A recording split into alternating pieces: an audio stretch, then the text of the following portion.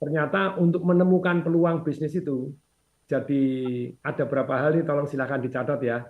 Aha. Nomor satu itu adalah dari masalah. Manusia Oke. punya masalah apa? Nanti kita akan bahas satu persatu ya.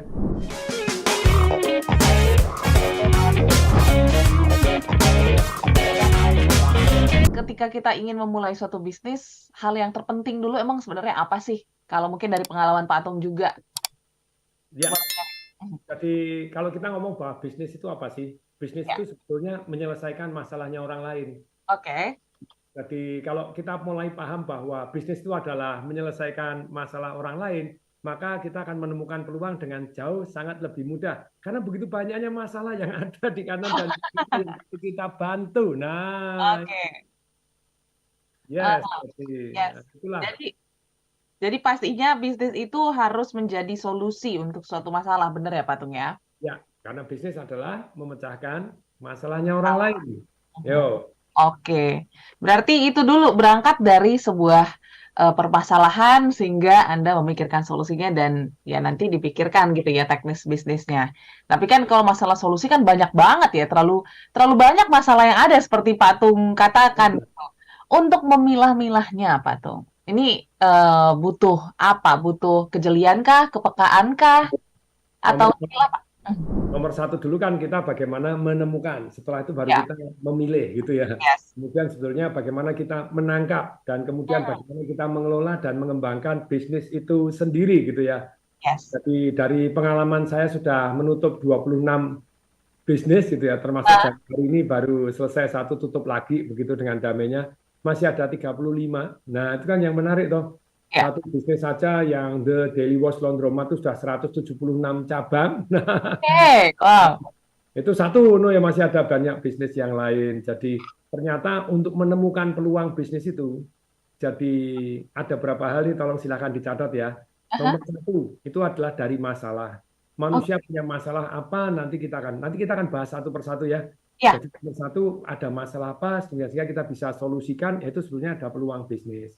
Nah, terus kemudian dia tanya, Pak Tung, apakah akan menyelesaikan solusinya memberikan solusi terhadap masalah orang lain itu pasti kita sukses dalam bisnis? Enggak, itu nanti di dalam bagaimana kita mengelolanya tadi gitu. Oke. Itu Aha. lebih besar kalau kita bisa belajar bekerja sama dan mempekerjakan orang-orang yang memang lebih sukses di bidang yang kita ingin sukses itu ya. Jadi nomor satunya adalah Anda barangkali menemukan dulu ya. Kalau untuk menemukan itu yaitu adalah adanya masalah. Kemudian yang kedua kalau kita mau menemukan peluang datangnya dari mana sih?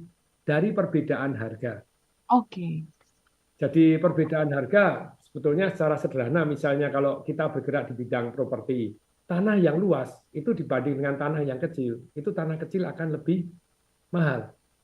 Jadi kalau kita bisa beli lebih besar, terus kemudian kita potong kecil-kecil, nah kita banyak untungnya juga. Jadi demikian juga beda ukuran itu gini loh, beda harga datangnya dari mana? Hmm. Macam-macam nanti kita akan jelaskan. Oke, kita gambar besarnya dulu ya. Nomor satu, peluang itu datang dari masalah. Masalah. Kemudian yang kedua, peluang itu datang dari perbedaan harga. Perbedaan harga karena beda ukuran, beda warna, nanti kita akan bahas, gitu ya.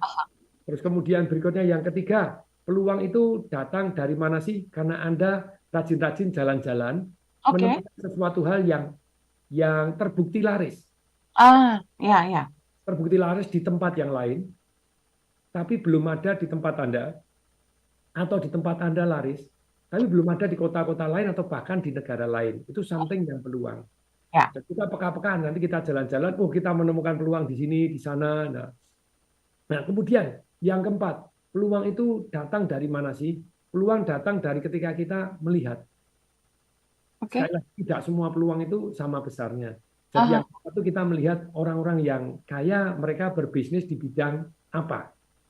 Nah, karena Hmm. tidak semua bidang bisa membawa hal yang Anda impikan. Yes. Saya salah satu contoh misalnya, Hmm. oh, kalau jadi pembicara ataupun jadi guru bisa nggak jadi kaya? Bisa.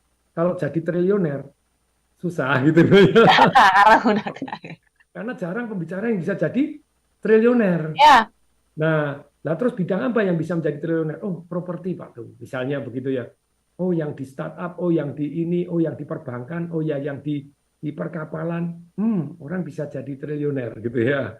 Jadi benar-benar Anda untuk menyaksikan bagaimana memilih jenis usaha itu, yang kalau yang keempat itu Anda lihat orang-orang yang sudah sukses di bidang yang apa gitu ya, bidang apa saja. Maka saya senang baca Forbes gitu ya. Oke.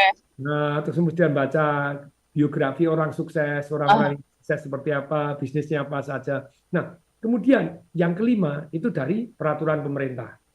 Sebetulnya oke. 1, 2, 3, 4, 5 ini kita akan jelaskan satu-satu. Masih belum bisa Anda menemukan bahwa tidak ada kok peluang bisnis, tidak ada peluang bisnis. Nah, sebetulnya yang keenam ini sangat penting. Ya. Apapun yang Anda lihat, percaya tidak, yuk apa yang Anda lihat silakan diketik ini gitu ya. Aha. Ataupun di Instagram saya, apa yang Anda lihat? Oh, saya lihat handphone saya, Pak. Nah, Oke. apapun yang Anda, oh saya lihat Pak Tung, Pak. Oh, saya lihat Kak Audrey, no. Saya lihat giginya Kak Audrey yang putih misalnya gitu. Yes. Putih, gitu. Terus kemudian saya lihat kacamatanya Kak Audrey gitu ya. Saya lihat backgroundnya ada tulisan Smart FM. Saya lihat baju kokonya Tung Desem Waringin misalnya begitu ya. Yes. Nah, saya lihat rambutnya Kak Audrey yang kruel-kruel misalnya seperti itu gitu ya. Apapun yang Anda lihat sebetulnya sudah menghasilkan uang untuk orang lain. Jadi kalau Anda bilang bahwa tidak ada peluang bisnis, Anda keterlaluan, Anda buta total, Anda jadi perhatikan